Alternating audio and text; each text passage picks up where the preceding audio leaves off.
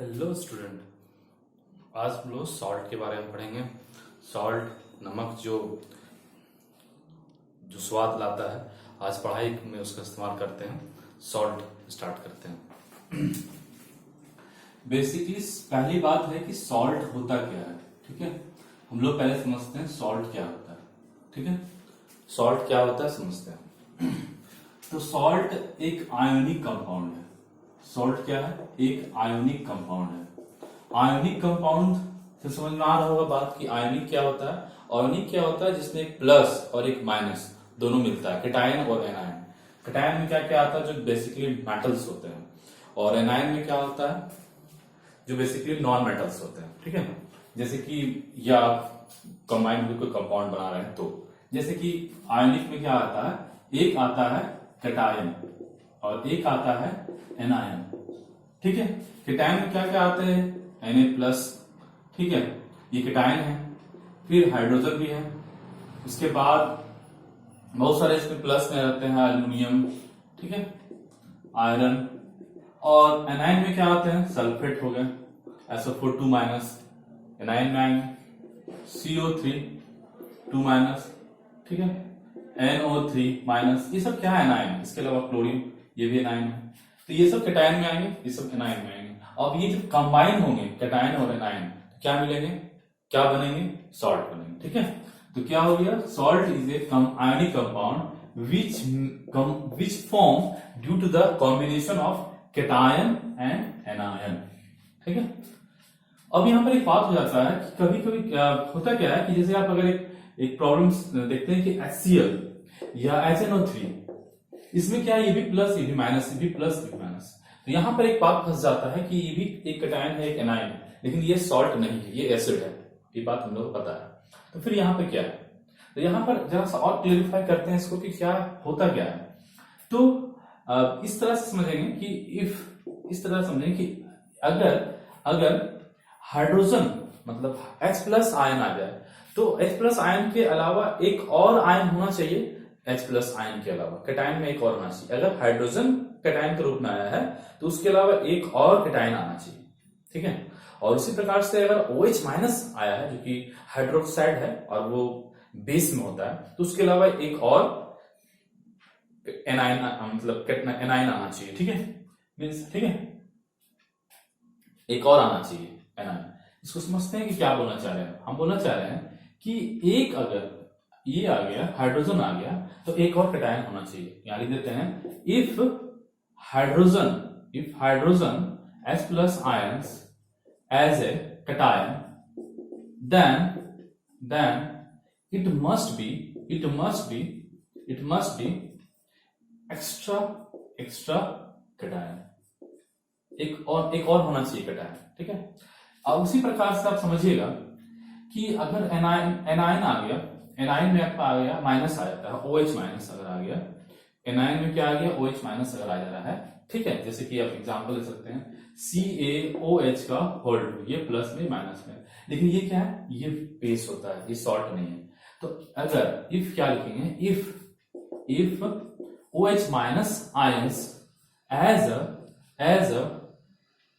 anion, then extra anion is required. Extra anion is required to make salt। ठीक है, तो main बात क्या हो गया कि अगर एक प्लस है एक माइनस है तो दोनों मिला है तो सॉल्ट है। लेकिन अगर प्लस ग्रुप में हाइड्रोजन आयन है तो उसके अलावा एक और प्लस चाहिए। ठीक है, ठीक उसी प्रकार से अगर OH- आयन है एनायन के रूप में, तो उसके अलावा एक और माइनस चाहिए, क्योंकि H+ अगर रहेगा तो फिर वो एसिड हो जाएगा, तो एक और चाहिए। अब इसका एग्जाम्पल क्या हो सकता है? एग्जाम्पल जैसे कि आप समझ सकते हैं NaHCO3। अब देखिए NaHCO3, अब Na क्या है? Na आपका प्लस है, हाइड्रोजन क्या है? प्लस है, और CO3 क्या है? माइनस। तो हो गया ना दो प्लस, तो ये आपका सॉल्ट कहलाएगा। ठीक है, इसी प्रकार से यहां लेते हैं CaOHCl। ठीक है, तो Ca क्या आपका? प्लस है, OH क्या है? माइनस है, माइनस है, दो माइनस हुआ, तो ये आपका सॉल्ट कहलाएगा, ये बेस नहीं। तो ये क्लियर हो गया होगा कि सॉल्ट क्या है। सॉल्ट आयनिक कंपाउंड है, ठीक है, जो कि कैटायन और एनायन मिलने से बनता है। आयनिक कंपाउंड कैटायन एनायन मिलकर बनेगा। और अगर इसमें हाइड्रोजन कैटायन के रूप में है तो एक और चाहिए, और अगर हाइड्रोक्साइड मींस एनायन के रूप में हाइड्रोक्साइड है OH माइनस है, तो उसके अलावा भी एक और एनायन में होना चाहिए। यहां तक बात क्लियर है। तो इसके बाद आ जाता है बात कि कितनी प्रकार से, पहले कि कैसे बनाइएगा, सॉल्ट कैसे बनता है। पहले समझते हैं कि सॉल्ट बनाया कैसे जाता है, सॉल्ट का निर्माण कैसे किया जाता है। तो हम लोग को एक बात बहुत अच्छे से पता है कि सॉल्ट कैसे बनता है ना। सॉल्ट कैसे बनता है ये बात हम लोग को मालूम है। सॉल्ट कैसे बनाया जाता है, ठीक है, सॉल्ट बनाने का क्या तरीका होता है। तो हम लोग पढ़े हैं एक न्यूट्रलाइजेशन रिएक्शन, न्यूट्रलाइजेशन रिएक्शन इससे बनाया जाता है। इसमें क्या होता है कि एसिड प्लस बेस मिलता है जब, तो क्या बनता है, तो बनता है सॉल्ट और वाटर मिलता है। ये हम लोग को पता है। जैसे कि हम लोग एक एसिड ले लेते हैं HCl प्लस बेस ले लेते हैं NaOH, तो क्या बनेगा, ये OH और ये H मिलके बन जाएगा पानी H2O, बाकी जो बन गया वो सॉल्ट हो जाएगा मीन्स NaCl।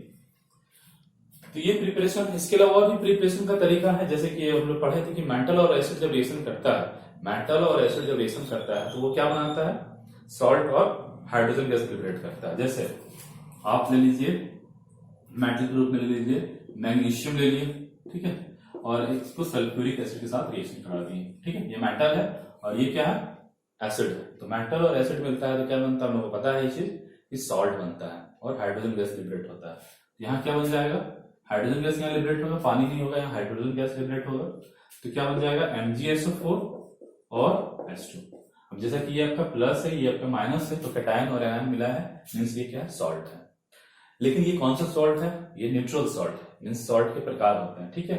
तो ये बेसिकली दो आप प्रिपरेशन का तरीका समझ लिए, एक न्यूट्रलाइजेशन और एक मेटल प्लस एसिड के साथ में। इसके अलावा मेटल कार्बोनेट अगर रहेगा और एसिड रहेगा तो भी क्या बनाएगा, तो भी बना देगा सॉल्ट। इसके अलावा कार्बन डाइऑक्साइड भी निकलेगा और पानी भी बनेगा।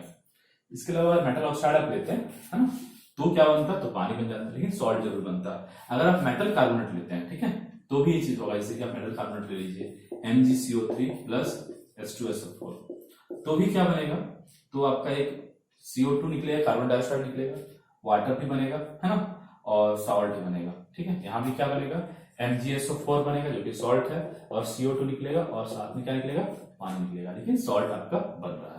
तो तीन तरीका हमने डिस्कस किए वैसे, एक एसिड प्लस बेस, एक एसिड प्लस बेस डिस्कस किए, एक मेटल प्लस एसिड डिस्कस किए, और एक metal carbonate plus acid discuss किए। मेटल कार्बोनेट और मेटल ऑक्साइड डिस्कस मींस चार तरीका हमने डिस्कस कर लिए हैं, ठीक है। Acid plus base, metal plus acid या मेटल ऑक्साइड प्लस एसिड, और मेटल कार्बोनेट प्लस एसिड। तो चार तरीका हमने डिस्कस किए वैसे, ठीक है। तो चलो काफी, इसके बाद हम आगे बढ़ते हैं। इसके बाद जो आपका टॉपिक आया है, कितने प्रकार काइंड्स में चलते हैं, कितनी तरह से इसको आप बांट सकते हैं, है ना, कितनी तरह से आप इसको बांट सकते हैं। तो बेसिकली आप समझिए हम लोग तीन तरीका से बांट सकते हैं इसको। हम लोग बांट सकते हैं किस तरीके से, तीन तरीका से बांटा जा सकता है। क्यों, क्योंकि हम लोग देखें कहीं कहीं हाइड्रोजन था तो आपको उसको एसिडिक सॉल्ट बोलना पड़ेगा, कहीं कहीं OH भी था तो उसको बेसिक सॉल्ट बोलना पड़ेगा, कहीं कहीं कुछ भी नहीं था, मतलब ना एसिड था ना बेस था, मतलब एसिड नहीं था OH भी नहीं था, ठीक है, तो वो न्यूट्रल सॉल्ट हो जाएगा। तीन तरीका से बांट सकते हैं। एक को आप बोल सकते हैं क्या, एसिडिक सॉल्ट, एक को आप बोल सकते हैं क्या, बेसिक सॉल्ट, है ना, और एक को आप बोल सकते हैं क्या, न्यूट्रल सॉल्ट, ठीक है। तो ये तीन तरीका से आप इसको बांट सकते हैं, एसिडिक सॉल्ट, बेसिक सॉल्ट और न्यूट्रल सॉल्ट। एसिडिक सॉल्ट में क्या हो जाएगा, क्या डेफिनेशन हो जाएगा, तो इसमें बोलेंगे हैव H प्लस, है ना, H प्लस आयन। ऐसा सॉल्ट जिसके पास H प्लस आयन भी है, ठीक है, उसको बोलेंगे एसिडिक सॉल्ट। एग्जांपल क्या हो जाएगा, एग्जांपल हो जाएगा NaHCO3 जिसको बोला जाता है। अब हम लोग पढ़ेंगे कुछ सॉल्ट के बारे में, पढ़ेंगे कुछ इंपॉर्टेंट सॉल्ट क्लास 10 में आपको पढ़ना है, जैसे कि washing soda, baking soda, plaster of Paris और फिर ब्लीचिंग पाउडर, चार तो इंपॉर्टेंट है जरूर। तो उसी के तहत ये NaHCO3, ये NaHCO3 क्या है, सोडियम हाइड्रोजन कार्बोनेट या सोडियम बाइकार्बोनेट, ठीक है। इसको क्या बोला जाता है, इसको बोला जाता है बेकिंग सोडा बोला जाता है। काफी इंपॉर्टेंट क्वेश्चन पूछता है बेकिंग सोडा से रिलेटेड। तो ये बेकिंग सोडा का फॉर्मूला है, लेकिन बेकिंग सोडा क्या है, एसिडिक सॉल्ट में आता है, ठीक है। एग्जाम पूछ सकता है आपका एमसीक्यू में कि NaCO3 क्या है, सॉल्ट है, एसिडिक सॉल्ट है, बेसिक सॉल्ट है, या फिर बेस है या एसिड है, कुछ भी पूछेगा तो 5 ऑप्शन में से मानना कि आपको एसिडिक सॉल्ट है मानना, ठीक है। सॉल्ट ज्यादा अच्छा रहेगा, एसिडिक सॉल्ट है मानना, ठीक है। बेस तो खैर नहीं, एसिड तो खैर नहीं, ठीक है। तो NaCO3 हो गया, ठीक है। उसके बाद आप बोल सकते हैं NaHSO4, इस तरह कई एग्जाम्पल है। अब ये सॉल्ट क्यों है, जो कि इसके पास प्लस में 2 ठो है, अगर H प्लस है तो उसके अलावा 2 ठो है, इसलिए एसिड नहीं होगा, ठीक है। और यहाँ भी आपका 2 ठो है, ये आपका माइनस में हो गया। तो आपका यहाँ पे भी 2 ठो है, यहाँ भी 2 ठो है प्लस में, तो आपका ये एसिडिक सॉल्ट में चला जाएगा। और बेसिक सॉल्ट में पलटते हैं कि बेसिक सॉल्ट में क्या होगा, बेसिक सॉल्ट में हो जाएगा CaOH Cl, ठीक है, फिर NaOH NO3। तो यहाँ पर क्या आपका प्लस है, ये अभी माइनस है, यहाँ पर ये क्या प्लस है, ये क्या माइनस है। तो ये आपका बेसिक सॉल्ट का कुछ उदाहरण है। तो आप इससे अगर एमसीक्यू में पूछता है तो आप उसमें वहां पर समझ सकते हैं कि कौन एसिडिक होगा, कौन बेसिक होगा। न्यूट्रल में क्या होगा, इसका डेफिनेशन में आप लिखिएगा तो क्या होगा, have replaceable OH minus ion, OH minus ion इसके पास रिप्लेसेबल होता है, मींस होता है, ठीक है, मतलब उसको छोड़ सकता है। इसका न्यूट्रल सॉल्ट का बात करें, न्यूट्रल सॉल्ट का इसमें क्या होगा, हाइड्रोजन भी नहीं रहेगा और OH माइनस भी नहीं रहेगा, दोनों में से कोई भी नहीं रहेगा, ठीक है। जैसे have no H plus ion और OH माइनस आयन, मतलब H प्लस आयन भी नहीं इसके पास और OH माइनस भी आयन नहीं, दोनों में से कुछ भी नहीं। इसका एग्जाम्पल बहुत सारा है, जानते हैं आपने, MgSO4, FeSO4, NaNO3 और सबसे इंपॉर्टेंट जो लोग यूज करते हैं NaCl। तो ये चीज है। इसके अलावा एक चीज और बताते हैं कि आपका जो मैटर होता है उसको 3 भाग में बांट दिया गया था समझने के लिए, एलिमेंट, कंपाउंड और मिक्सचर।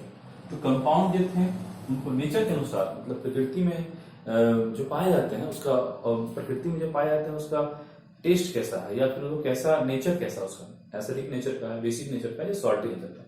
तो उस नेचर के अनुसार कंपाउंड का 3 प्रकार था, इसको हम बताए नहीं, लेकिन आप समझ सकते हैं कि मैटर का 3 प्रकार था। कंपोजिशन के अनुसार उसके अंदर क्या है उसके अनुसार 3 प्रकार था, एलिमेंट, कंपाउंड और मिक्सचर। पढ़े आप लोग केमिकल प्रॉपर्टी के अनुसार 3 पार्ट, या केमिकल कंपोजिशन के अनुसार 3 part, element, compound, mixture. Element क्या पता है, प्योर चीज होता है, कंपाउंड भी प्योर है, लेकिन उसमें क्या होता है कि एलिमेंट और एलिमेंट आपस में कंबाइन होते हैं, डिफरेंट टाइप के एलिमेंट आपस में कंबाइन होते हैं। लेकिन जो कंपाउंड होते हैं उसकी संख्या बहुत ज्यादा है, तो उसको भी पढ़ने के लिए 3 पार्ट में बांट दिया है ताकि अच्छा से समझा जा सके। कंपाउंड को अच्छे से समझने के लिए 3 भाग में बांट दिया गया, नेचर के अनुसार, उसका नेचर कैसा है उसके अनुसार, ठीक है, नेचर को इंपॉर्टेंट रख के। तो नेचर 3 तरह का नेचर का पाया गया कंपाउंड। कुछ का नेचर क्या था, एसिडिक था, मतलब खट्टा लगता था खाने में, जैसे कि HCl, ठीक है, HNO3, H2SO4, acetic acid, formic acid, तो खट्टा लगता था, या हाइड्रोजन को छोड़ता था पानी में जाने पर। कुछ बेसिक था, जैसे कि COH2, MgOH2, NaOH, ये सब क्या था, बेसिक था, मतलब बेसिक मींस इसका टेस्ट तीता था और पानी में डालने पर OH माइनस छोड़ता था। तो इसके अनुसार एक कंपाउंड को बांटा गया। और तीसरा जो हम लोग आज पढ़ रहे हैं वो है सॉल्ट। सॉल्ट में क्या था, सॉल्ट में क्या था कि एक आयनिक, मतलब एक प्लस और एक माइनस मिलकर बन रहा था, लेकिन वहां पे क्या था, टेस्ट था उसका न्यूट्रल, जैसे ना ही खट्टा और ना ही तीता। जैसे कि नमक खाते हैं तो तीता भी लगता है, खट्टा भी लगता है, डिफरेंट होता है, न्यूट्रल। तो इसमें क्या था कि प्लस माइनस मिलकर बनता था। अब क्या था कि हाइड्रोजन भी मिल जाता था, तो हाइड्रोजन अगर मिल जाएगा तो आप उसको क्या बोलिएगा, एसिडिक सॉल्ट बोलिएगा। लेकिन हाइड्रोजन के अलावा एक प्लस और होना चाहिए, तभी वो सॉल्ट में जा सकेगा, चाहे वो एसिडिक में जाए या जिसमें भी, एसिडिक सॉल्ट बनेगा तब जब हाइड्रोजन के अलावा एक और प्लस में रहेगा तब। लेकिन अगर केवल हाइड्रोजन प्लस में और कुछ नहीं है तो फिर क्या हो जाएगा, वो हो जाएगा एसिड, जैसे HCl, H प्लस और Cl माइनस।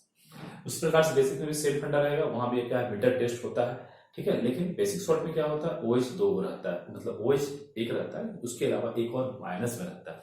एग्जाम्पल देख सकते हैं, ठीक है। यहाँ पर कोई भी H या OH नहीं है, एक आपका सॉल्ट प्लस सॉल्ट माइनस। यहाँ पर 3 का जरूरत नहीं है, चूंकि एक प्लस एक माइनस में है, तो फिर क्यों ऐसा बोला जाए कि 2 है ना, ये प्लस माइनस, ठीक है, प्लस माइनस। तो ये हो गया। अब कुछ हम लोग को इंपॉर्टेंट सॉल्ट के बारे में डिस्कस किया, काफी सारे सॉल्ट हम देख रहे हैं, कंपाउंड खुद अनलिमिटेड है। जो इंपॉर्टेंट है, इंपॉर्टेंट मीन्स क्या, जिसका यूज है, जिसका यूज है दैट इज इंपॉर्टेंट, जिसका यूज नहीं है वो इंपॉर्टेंट नहीं होगा, ठीक है। तो काफी इंपॉर्टेंट मतलब काफी यूजफुल बोल सकते हैं, काफी यूजफुल सॉल्ट के बारे में पढ़ना, जिसका यूज होता है, ठीक है। तो उसके अनुसार कौन कौन सा है, तो उसके में ज्यादा नहीं यूज ही पढ़ना है, क्योंकि आप यूजफुल चीज के बारे में पढ़ रहे हैं तो यूज ही जानिए, ठीक है। यूजफुल सॉल्ट पढ़ते हैं, ठीक है। यूजफुल सॉल्ट इससे काफी यूज होता है। यूज में सबसे यूज में हम लोग बात करते हैं तो एक हम लोग पढ़े हुए हैं plaster of Paris. Plaster of Paris काफी यूज है, ठीक है। तो हम लोग बेसिकली यूज ही पढ़ रहे हैं, ठीक है। इसको पीओपी बोल सकते हो। तो प्रिपरेशन भी जरा पढ़ लेते हैं कि प्रिपरेशन जो है कभी कभी पूछ देता है एग्जाम में, बोर्ड में, कि कैसे बनता है। उसके बाद यूज तो खैर नो डाउट बहुत यूजफुल है, लेकिन प्रिपरेशन कैसे होगा, मतलब बन कैसे रहा है उसको समझते हैं, कैसे उसको बनाना है, कैसे बनता है। तो कुछ भी नहीं, ये सिंपल सा प्रोसेस है, ठीक है। तो क्या है कि जिप्सम क्या होता है, तो प्रकृति में मिलता है, सिंपल सा बात है, मालूम होगा। CaSO4.2H2O, ये फार्मूला किसका है, कहीं कोई पूछ देता है कि फार्मूला किसका है, या जिप्सम का फार्मूला क्या होता है। जिप्सम जो कि प्रकृति में मिलता है उसका फार्मूला क्या होता है, ये होता है CaSO4.2H2O, हाइड्रेटेड कैल्शियम सल्फेट, ठीक है।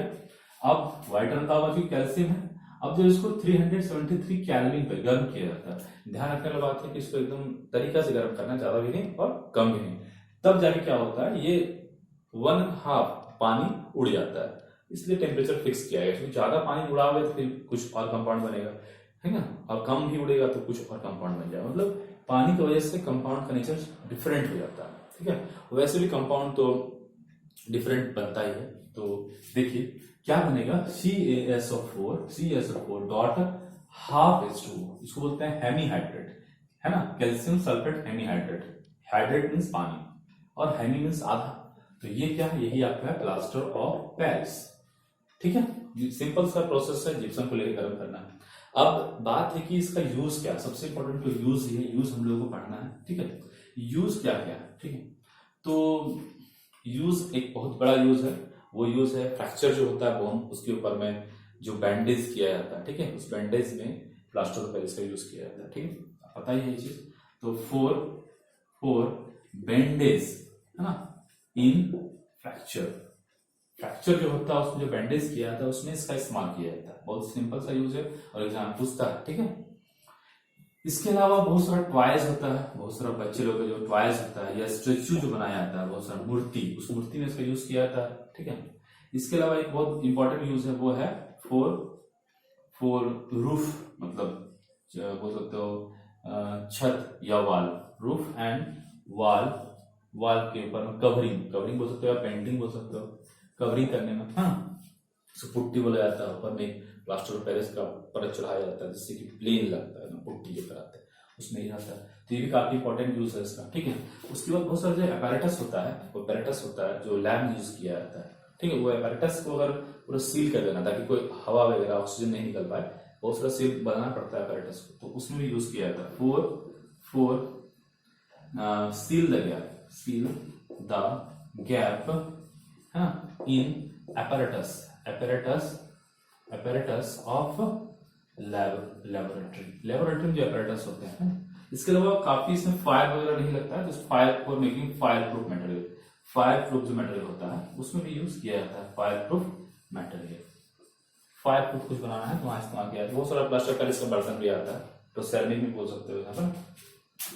बर्तन जो आता है उस बर्तन में क्योंकि फायर प्रूफ है तो बर्तन बनाया जा सकता है, ठीक, बर्तन तो बनाया जा सकता है ना। बहुत सारे बर्तन आप देखते होंगे कि जो पार्टीज वगैरह हो जाते हैं तो वहां पर रहता है, तो वो उसका बना रहता है, क्योंकि वह फायर प्रूफ होता है, तो गर्म चीज डालेंगे तो वो कुछ होगा नहीं, और ठीक है, इसलिए इस्तेमाल किया जाता है फायर प्रूफ में सेरेमिक बर्तन वगैरह में।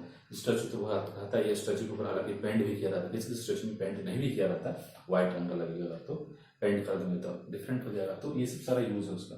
तो मेरे ख्याल से सारा यूज समझ में आ ही रहा, कुछ यूज कोई खास हार्ड नहीं, और क्या आपको बंद किया जा सकता है इससे। आप उसके बाद टाइट हो जाएगा तो आपका पानी डालेंगे या कुछ डालेंगे तो बहेगा नहीं, काफी टाइट हो जाएगा। जैसे अपरेटस में कहीं मान लीजिए छेद है या उसको एकदम सील कर देना, कहीं से जगह नहीं होना चाहिए, तो सील करना है तो उसकी ये चीज को डाल के हम पानी डाल देंगे तो काफी टाइट हो जाएगा, क्योंकि जिप्सम बहुत टाइट होता है। सीमेंट में भी डाला जाता है जिप्सम, है ना, क्योंकि काफी टाइट हो जाता है, मतलब कुछ देर के बाद काफी टाइट हो जाता है सीमेंट, तो इसमें यूज किया जाता है सील करने में। और वाल कवरिंग पुट्टी सबको पता है, स्टैचू टॉयज सेरेमिक्स बैंडेज में सबको पता है कि ऊपर बैंडेज में लगाया जाता है, ठीक है। तो मेरे ख्याल से समझ में आ गया होगा, ये प्लास्टर ऑफ पेरिस खत्म हो गया।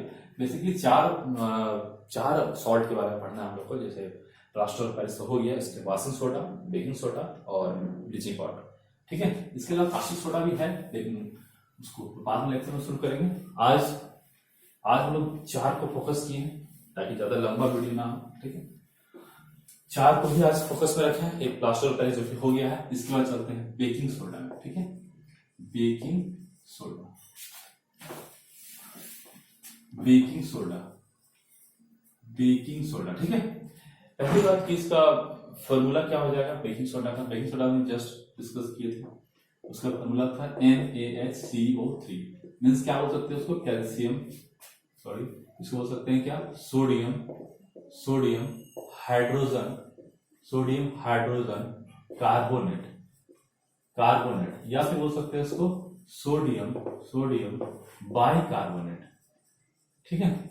ये इसका कॉमन नेम, ये इसका केमिकल नेम है, इसका केमिकल फॉर्मूला तीनों जाना चाहिए। इसका प्रिपरेशन हम लोग पढ़ लेते हैं कैसे इसको बनाना, ठीक है। जरा सा कॉम्प्लिकेटेड प्रिपरेशन है, लेकिन कभी कभी आ जाता है एग्जाम में, ठीक है।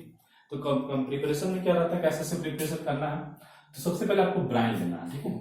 ब्राइन क्या होता है, तो NaCl और वाटर का जो मिक्सचर होता है, NaCl और वाटर का जो मिक्सचर होता है उसको बोला जाता है क्या, ब्राइन। सबसे पहले क्या लेना है आपको, ब्राइन लेना है, ठीक है। ब्राइन ले लेना है, इसको फॉर्मूला लिख देते हैं, क्या हो जाएगा NaCl, ठीक है, साथ में पानी, ब्राइन हो गया। इसके अलावा आपको CO2 और अमोनिया गैस लेना पड़ेगा इससे, ठीक है। अमोनिया क्या है, गैस है, ये भी क्या है, गैस है। मीन्स ब्राइन में ये दोनों गैस को पास करना पड़ेगा। NaCl और पानी का जो घोल है उसमें ये 2 गैस को पास करना पड़ेगा। जैसे यहाँ पास करते हैं तो क्या बन जाता है, ये बन जाएगा, मतलब NaCO3, ठीक है। और साथ में एक और बाय प्रोडक्ट बनता है अमोनियम क्लोराइड, जो कि सब्लिमेशन से उड़ जाता है, ठीक, गर्म करने से। Ammonium chloride sublimate in nature, पता है। तो NaCO3 बन गया। अब जो NaCO3 है ये क्या लगता है आपको, कैसा कैरेक्टर का होगा। तो हम लोग जस्ट पढ़े थे NaCO3 जो है आपका एसिडिक सॉल्ट है, क्योंकि Na प्लस और H प्लस एसिडिक सॉल्ट तब डिस्कस किए थे क्या होता है। तो NaCO3 हो गया। अब इसका यूज पढ़ लेते हैं, ठीक, यूज पढ़ते हैं। यूज काफी इंपॉर्टेंट है, 3 यूज भी पढ़ना, तीनों काफी इंपॉर्टेंट, हर साल बोर्ड में क्वेश्चन पूछा गया है, ठीक है। ऑब्जेक्टिव हो या सब्जेक्टिव, क्वेश्चन जरूर रहता है तीनों यूजेस से। यूज बहुत मतलब यूजफुल है, ठीक है। तो पहला आपका यूज है एज एन एंटासिड, ठीक है। तीनों यूज को पहले लिख लेना, फिर बातें समझाएंगे। यूज एज एन एंटासिड के रूप में इस्तेमाल किया जाता है, ठीक है। एंटासिड के रूप में यूज किया जाता है। उसके बाद है एज फायर एक्सटिंग्विशर मींस क्या हो जाएगा, बुझाना, आग को बुझाना, एक्सटिंग्विशर। और थर्ड जो काफी इंपॉर्टेंट है वो हो जाएगा in as constituent of baking powder. Means baking powder को बनाने में इसका इस्तेमाल होता है, यही मेनली रहता है। इसके अलावा कुछ एक एसिड भी होता है, ठीक है, उसको डिस्कस करेंगे। 3 यूज को पढ़ेंगे और 3 यूज जरा सा डिटेल जाना होगा, जरा सा डिटेल, ज्यादा नहीं, ठीक है। एंटासिड क्या होता है, एंटासिड मींस होता है एक तरह का, आप बोल सकते हो ये दवाई बोल सकते हैं, एंटासिड दवाई।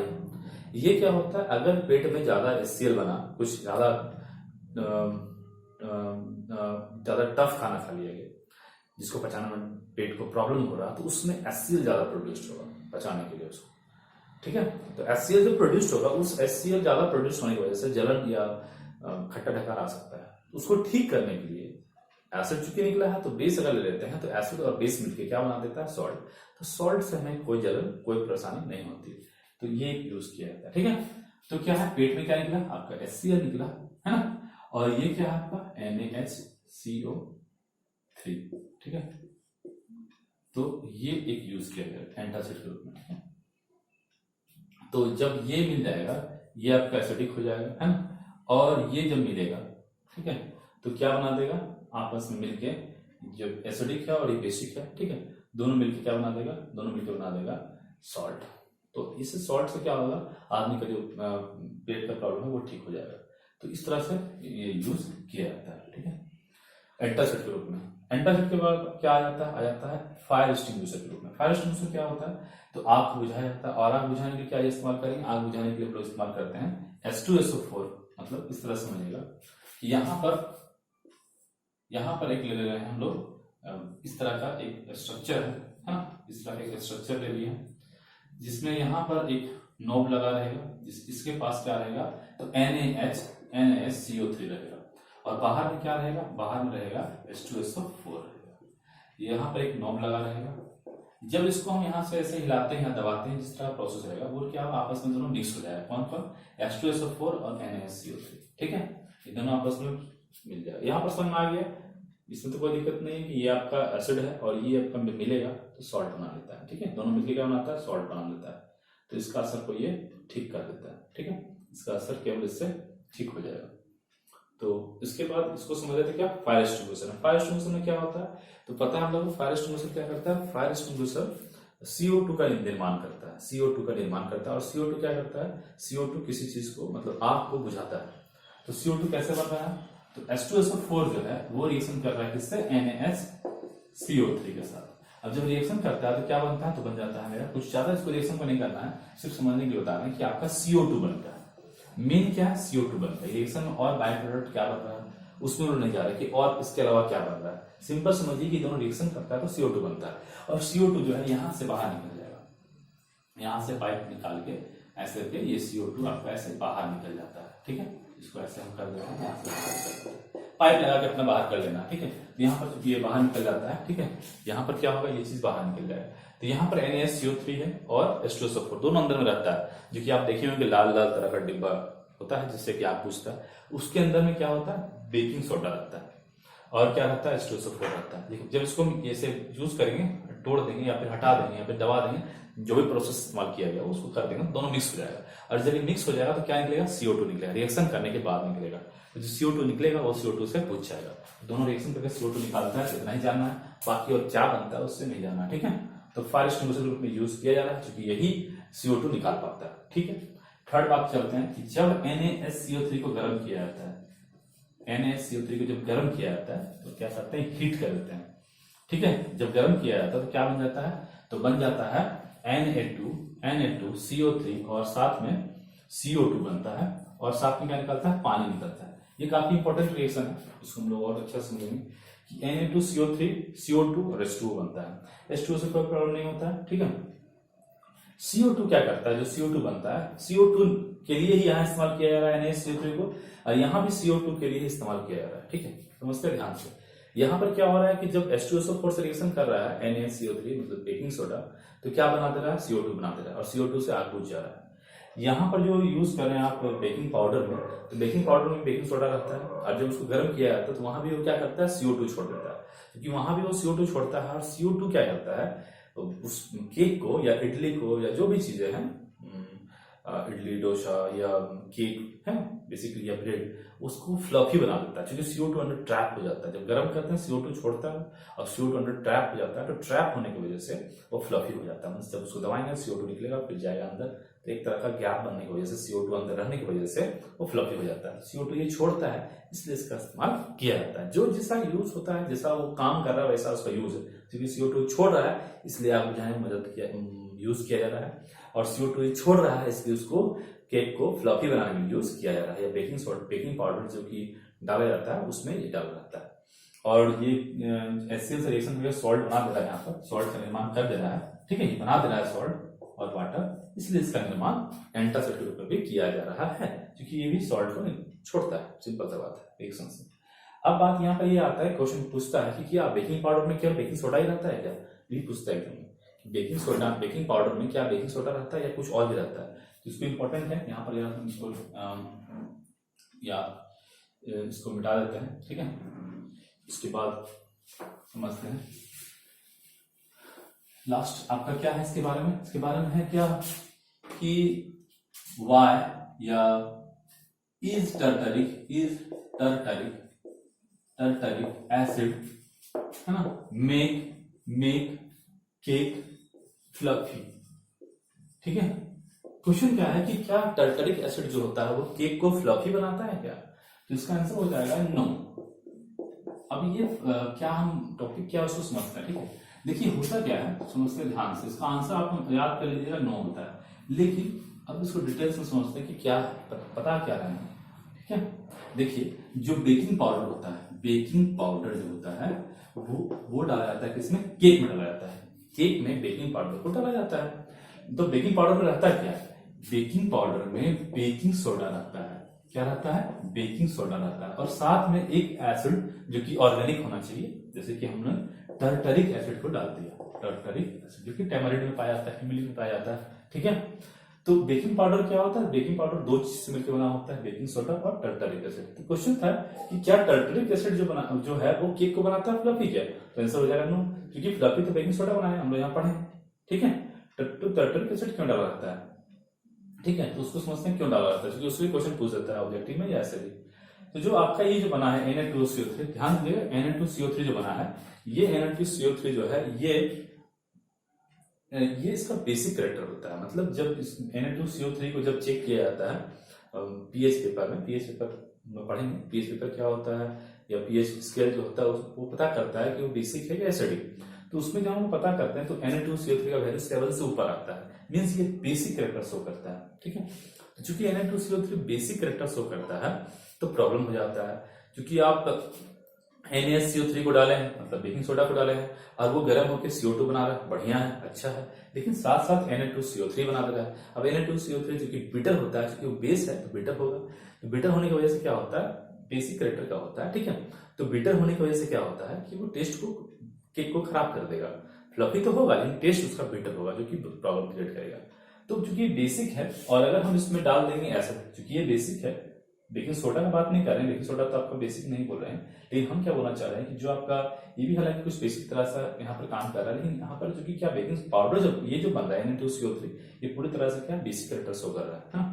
तो Na2CO3 जो आपका बन रहा है, ये टर्टरिक एसिड के साथ मिलकर, ये जो आपका Na2CO3 बना है, यहाँ पर लिखा हुआ Na2CO3 जो बना है, ये बेसिकली क्या हो रहा है, Na2CO3 टर्टरिक एसिड के साथ मिलके, यहाँ लिख देते हैं Na2CO3 जो यहाँ पर बना है पाइप, मतलब प्रोडक्ट के रूप में CO2 के अलावा, ये एसिड के साथ रिएक्शन करके, जो कि बेसिक की तरह व्यवहार कर रहा है, जितना लग रहा है, तो ये सॉल्ट बना लेता है, ठीक है। और सॉल्ट से कोई प्रॉब्लम नहीं होता है। तो यहाँ पर जो प्रॉब्लम था कि आपका फ्लफी के साथ तीता हो गया था, जो कि Na2CO3 था, वो प्रॉब्लम सॉर्ट आउट कर दिया कौन, टर्टरिक एसिड। इसलिए क्या रहता है कि बेकिंग पाउडर में बेकिंग सोडा के अलावा टर्टरिक एसिड भी डाल दिया जाता है, वो भी डाल दिया जाता है, ठीक है। तो ये भी क्वेश्चन पूछता है कि क्यों डाला जाता है फ्लफी के लिए, तो नहीं, इसलिए हम नो लिखे, नहीं डाला, उसके लिए नहीं डाला जाता है। वो केवल जो Na2CO3 बन गया है बाय प्रोडक्ट के रूप में, उसको उसका बिटरनेस, उसकी वजह से बिटरनेस जो आ गया है उसको न्यूट्रलाइज करने के लिए डाला जाता है टर्टरिक एसिड को, ठीक है। तो सिंपल सा आंसर हो जाएगा, उसको फ्लफी नहीं बना रहा है, वो न्यूट्रलाइज कर, टेस्ट को खराब को अच्छा कर दे रहा है। तो बेकिंग पाउडर भी हो गया, ठीक है। बेकिंग पाउडर के बाद आता है नंबर किसका, वॉशिंग सोडा का, और लास्ट में ब्लीचिंग पाउडर, ठीक है। वॉशिंग सोडा और ब्लीचिंग पाउडर, दो और सॉल्ट है। इसके बाद आपका सॉल्ट से कोई प्रॉब्लम नहीं होगा, ठीक है। वॉशिंग सोडा करते हैं, वॉशिंग सोडा, वॉशिंग सोडा का फॉर्मूला क्या हो जाएगा, तो Na2CO3.10H2, ठीक है, 10.10H2।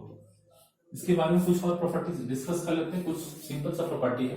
तो प्रॉपर्टी क्या क्या है, तो ये जरा सा बेसिक शो करता है। जस्ट अभी देखे थे हम लोग कि NaCO3 को जब गर्म किए थे तो क्या बना था, Na2CO3 बना था। तो बेसिक होता है, तो 7 से ऊपर होता है इसका पीएच स्केल में वैल्यू, ठीक है। इसके अलावा ये व्हाइट रंग का होता है, ठीक है। और ये जब धूप, मतलब इसको बाहर छोड़ देते हैं एयर में, तो ये अपना पानी को 10 है तो 9 पानी को 9 मॉलिक्यूल्स पानी को वो छोड़ देता है, ठीक है।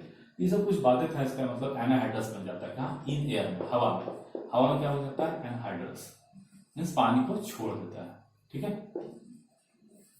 10 में से 9 को छोड़ता है, ठीक है, तो पानी को छोड़ता है। ये कुछ बेसिक उसका प्रॉपर्टी था, प्रॉपर्टी केवल जानना था, इसमें कुछ ज्यादा नहीं। मीन इसका यूज जानना नहीं, यूज के पहले जरा सा प्रिपरेशन पढ़ लेना, क्योंकि हम लोग प्रिपरेशन पहले भी जरा सा डिस्कस कर लिए थे। कैसे बनता है, सिंपल सा बात है कि अगर आप NaCO3 को, मीन्स वॉशिंग सोडा को, बेकिंग सोडा को, बेकिंग सोडा को अगर गर्म करते हैं तो क्या होता है, जब हीट करते हैं तो क्या बनता है, Na2CO3 बनता है।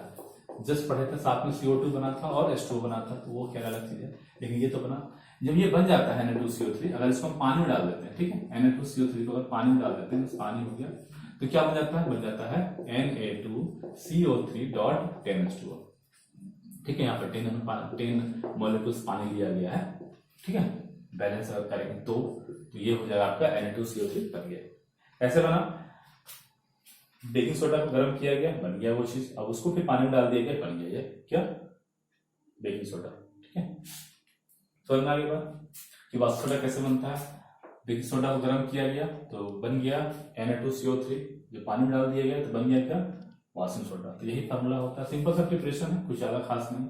चलते हैं मेन जो है आपका यूज से क्वेश्चन पूछता है, वॉशिंग सोडा का यूज क्या होता है। तो चूंकि वॉशिंग सोडा नाम से क्लियर है कि वॉशिंग में यूज किया जाता हो, नाम से समझ में आ रहा हो, तो बोल सकते हो it is use in domestic purposes, in domestic purposes. Domestic purposes घर में बर्तन, घर में जैसे कपड़ा धोने के लिए मेनली, है ना, और कोई चीज को साफ वगैरह करना है, कोई घर में कार हो गया, कुछ भी चीजों को साफ करना है, इन डोमेस्टिक पर्पसेस मींस घर में कोई चीज को साफ करने में इसका इस्तेमाल किया जाता है, ठीक है, डोमेस्टिक पर्पसेस। इन मैन्युफैक्चर बहुत चीजों को बनाने में इस्तेमाल किया जाता है, ठीक है। आप ऐसे याद कर सकते हैं जैसे कि बोरेक्स हो गया, बोरेक्स को बनाने में यूज किया जाता है, ठीक है। इसके अलावा NaOH जो हम लोग पढ़ने वाले हैं, इसमें जैसा पढ़ना है NaOH के बारे में भी, सोडियम हाइड्रोक्साइड, तो वो भी बनाता है मैन्युफैक्चर ऑफ बोरेक्स और NaOH।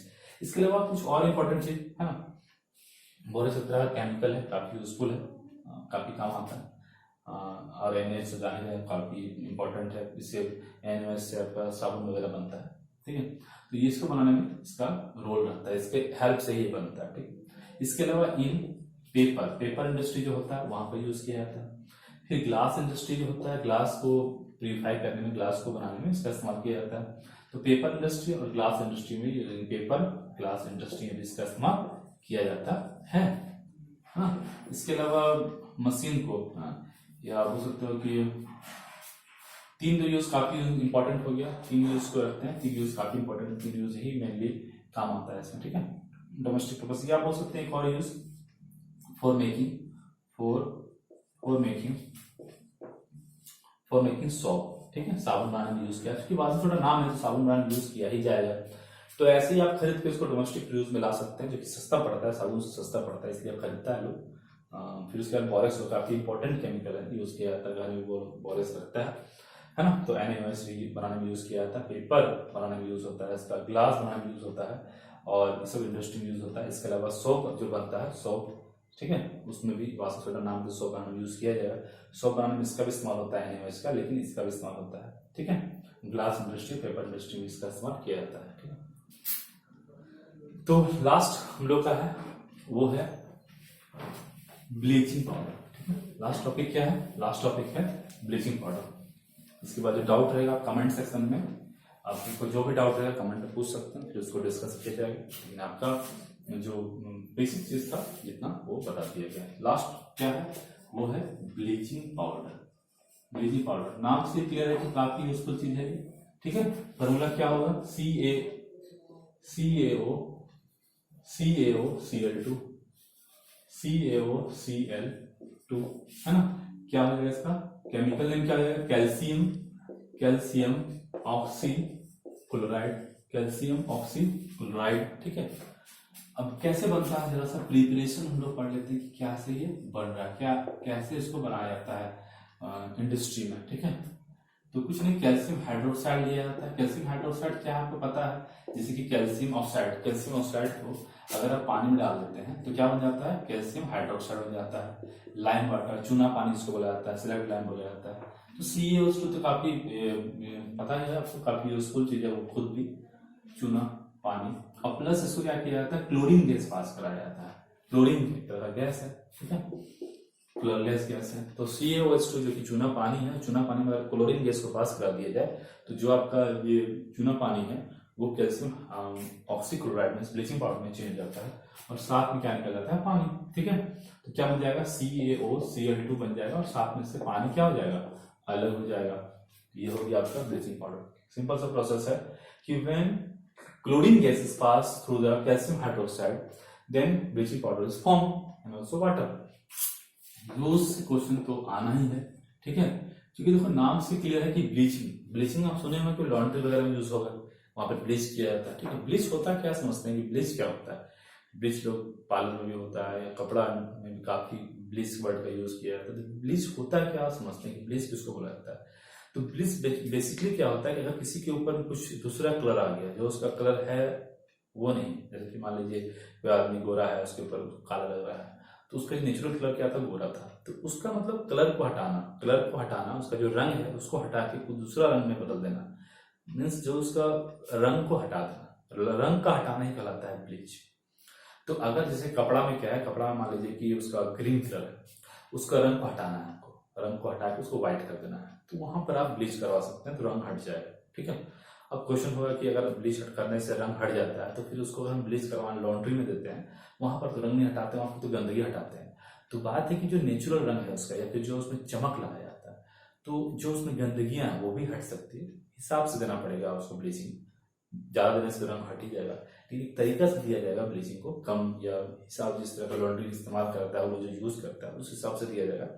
तो क्या होगा, केवल उसका गंदगी हटेगा और उसमें एक नया चमक आएगा, है ना। तो ब्लीच के द्वारा लॉन्ड्री में चमक लाया जाता है, और जो कपड़ा है, कॉटन का कपड़ा है, तो उसमें रंग को हटाना है, उसमें यूज किया जाता है। और एक काफी इंपॉर्टेंट है, वो फूड इंडस्ट्री में किया जाता है। जैसे कि हमारी जो लकड़ी होता है उसका कलर होता है ब्राउन, अब उस रंग को हटा के व्हाइट करना है, क्योंकि उनको ब्राउन कलर पसंद नहीं आ रहा या व्हाइट रखना है, तो वुड से ब्राउन रंग को हटाना है, ब्लीच करने से हो जाता है।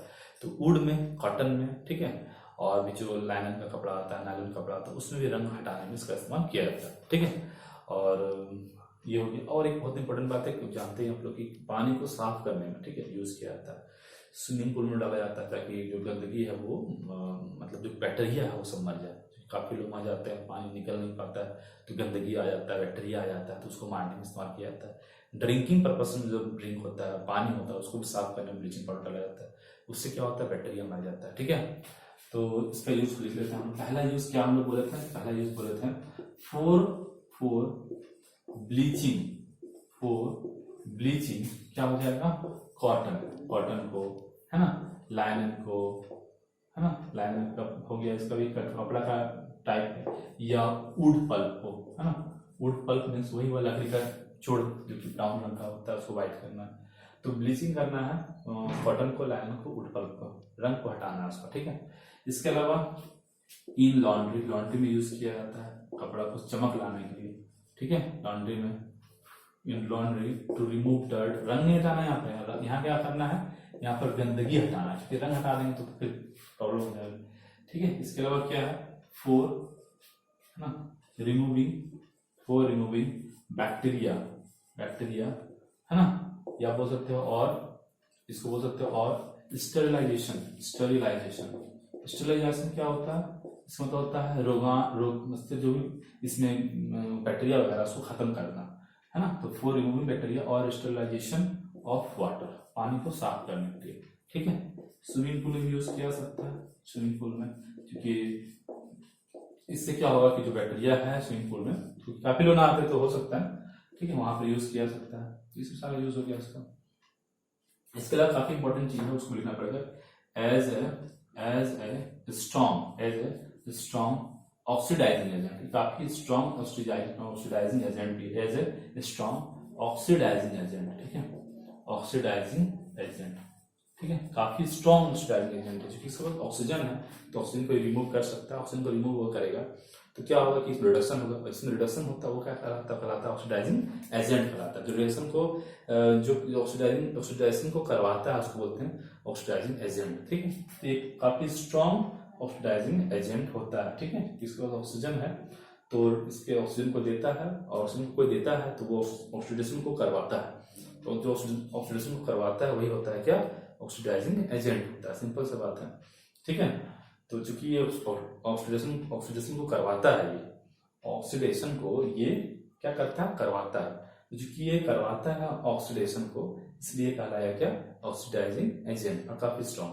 तो ये क्या है, as a strong oxidising agent, मतलब स्ट्रॉन्ग ऑक्सीडाइजिंग एजेंट के रूप में भी इसका इस्तेमाल किया जाता है।